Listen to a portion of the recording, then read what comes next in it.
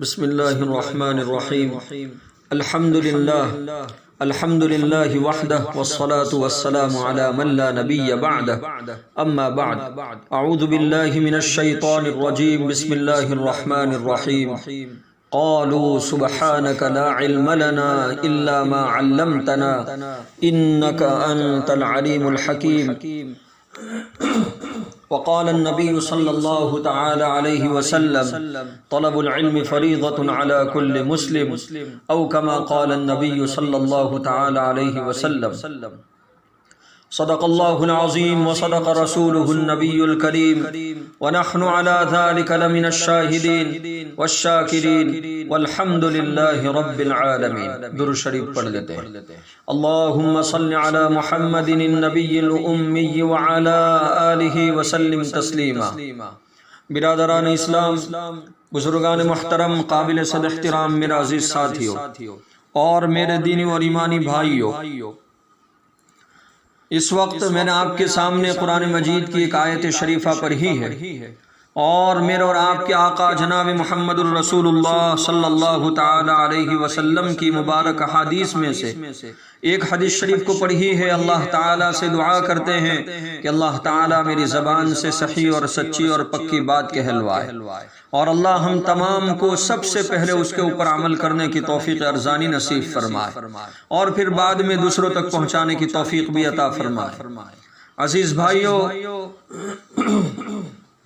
جیسا کہ آپ سب کو معلوم ہے، ہماری جو گفتگو چل رہی تھی علم کے عنوان پر چل رہی تھی اور علم کے فضائل بیان ہو رہے تھے کہ قرآن اور احادیث کے اندر بے شمار علم کے فضائل بیان کیے گئے ہیں.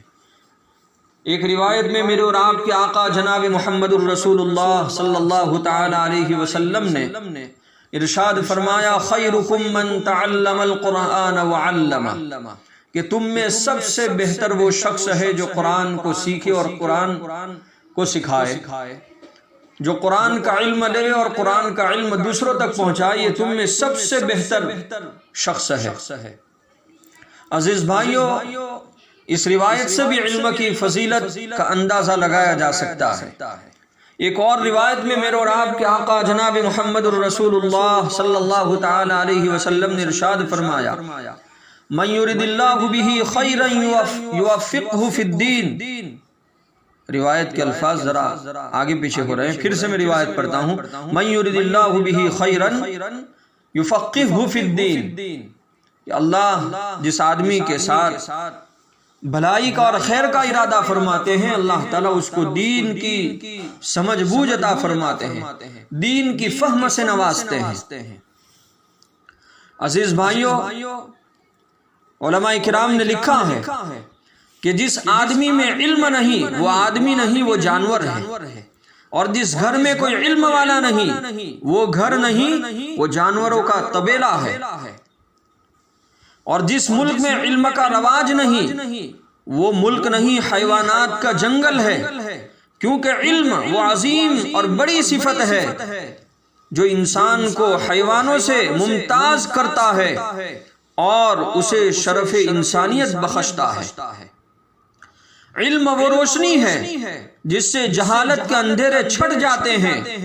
علم ایسا سدا بہار پھول ہے جس پر کبھی خزاں نہیں آتی. علم ایسا رہبر اور مخلص دوست ہے جو کبھی بے وفائی نہیں کرتا. علم اگر غریب کے پاس ہو تو اسے امیر اور مالدار کر دیتا ہے، اور اگر مالدار کے پاس ہو تو اسے جاہل، غربا اور امراء پر، مالداروں پر فوقیت اور عظمت دلاتا ہے، اونچے مرتبے والا کر دیتا ہے.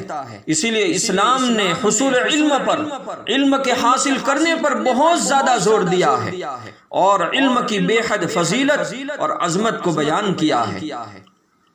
محترم سامعین کرام، مجھے یہ دعویٰ کرنے میں تردید کا قطعاً کوئی اندیشہ نہیں ہے. میں پورے یقین کے ساتھ یہ دعویٰ کر سکتا ہوں کہ اسلام نے جہالت مٹانے اور علم پھیلانے میں جو کلیدی کردار ادا کیا ہے، اس کی ہمسری کا اور برابری کا کوئی دعویٰ نہیں کر سکتا، اور اس کی برابری کا دعویٰ کوئی بھی آسمانی یا غیر آسمانی مذہب کر نہیں سکتا، اور کسی قوم اور جماعت کو بھی یہ دعویٰ کرنے کی جرات اور ہمت نہیں ہو سکتی۔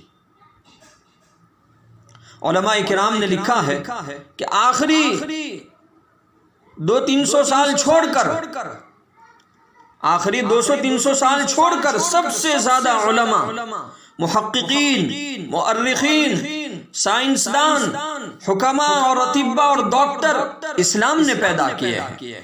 اس کی بڑی وجہ یہ ہے کہ اسلام نے علم کے حصول کی جو فضا پیدا کی ہے اور جو راستہ ہموار کیا ہے، اس کی اہمیت سے انسانوں کو آگاہ کیا اور اس کے فضائل بتائے۔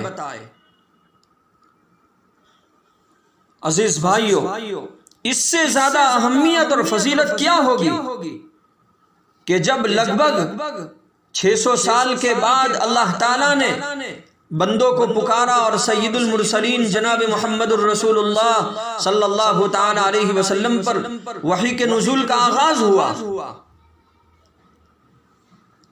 اور وحی اترنا شروع ہوئی، قرآن اترنا شروع ہوا، تو سب سے پہلا اعلان جو عالم انسان کے سامنے اور پوری دنیا کے سامنے کیا گیا، وہ پڑھنے، پڑھانے اور سیکھنے، سکھانے ہی کے بارے میں تھا۔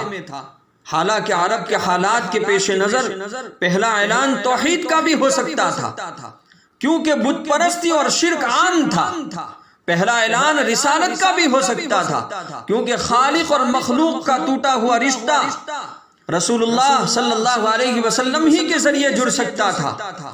پہلا اعلان بعث بعد الموت اور قیامت کا بھی ہو سکتا تھا، کیونکہ یوم آخرت اور آخرت کے دن پر یقین آ جانے سے تمام عقائد اور اعمال کو اپنانا آسان ہو جاتا ہے۔ پہلا اعلان انسانی حقوق کا بھی ہو سکتا تھا، کیونکہ قتل و قتال اور لڑائی اور جھگڑے اور جور و تعدی کا دور دورہ تھا، ظلم کا دورہ تھا اور ظلم بہت ہو چکا تھا۔ پہلا اعلان عورت کے حقوق کا بھی ہو سکتا تھا، کیونکہ عورت کے حقوق کو برباد کرنے میں وہ لوگ بہت آگے تھے، عورت کے حقوق پامال ہو رہے تھے۔ پہلا اعلان اعلیٰ اخلاق اور اوصاف کے بارے میں بھی ہو سکتا تھا، کیونکہ ان سے متصف ہونے کے بعد ہی کامل انسان بنا جا سکتا ہے۔